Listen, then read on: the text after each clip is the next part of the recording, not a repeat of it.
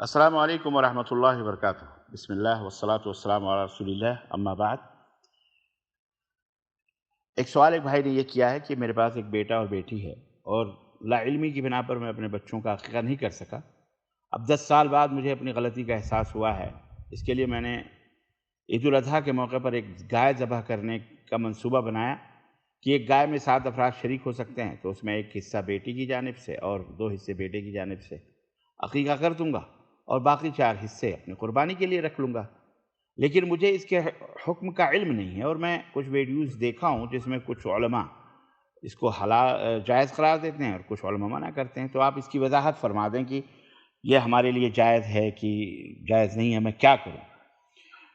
اس کا جواب یہ ہے کہ عزیزم، اس بنا پر پورے سوال کا لمبا چوڑا جواب، اس کا ایک مختصر میں آپ کو بتاؤں کہ آپ کو ایک جانور قربانی اور عقیقے کی مشترکہ نیت سے ذبح کرنا یہ کافی نہیں ہوگا۔ اس لیے عقیقے کے لیے الگ بکری ذبح کریں، یہی افضل ہے۔ چنانچہ شیخ محمد بن عثیمین رحمہ اللہ کہتے ہیں کہ عقیقے میں بکری ذبح کرنا مکمل اونٹ ذبح کرنے سے بہتر ہے، کیونکہ عقیقہ کرتے ہوئے احادیث میں صرف بکری کا ذکر ملتا ہے، جبکہ نبی صلی اللہ علیہ وسلم کے زمانے میں اونٹنیاں بھی تھیں۔ اس لیے عقیقے میں بکری ذبح کرنا ہی افضل ہوگا۔ ان کا جواب ختم ہوا۔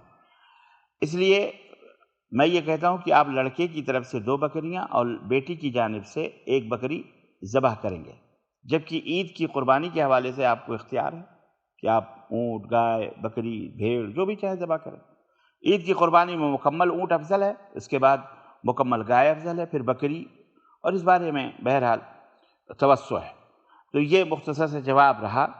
اب آپ کو میں ایک بات اور بتاتا چلوں کہ یہ شراکت جو ہے بہرحال درست نہیں ہے۔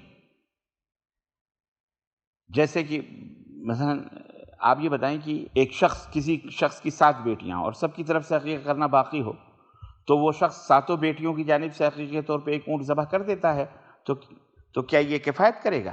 نہ، یہ کفایت نہیں کرے گا۔ کیوں؟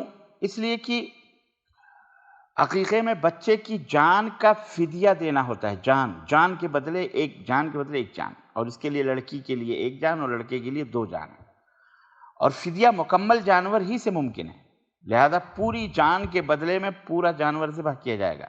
ٹھیک ہے؟ واللہ اعلم بالصواب، وصلی اللہ علی نبینا محمد وعلی آلہ وصحبہ اجمعین، والسلام علیکم ورحمۃ اللہ وبرکاتہ۔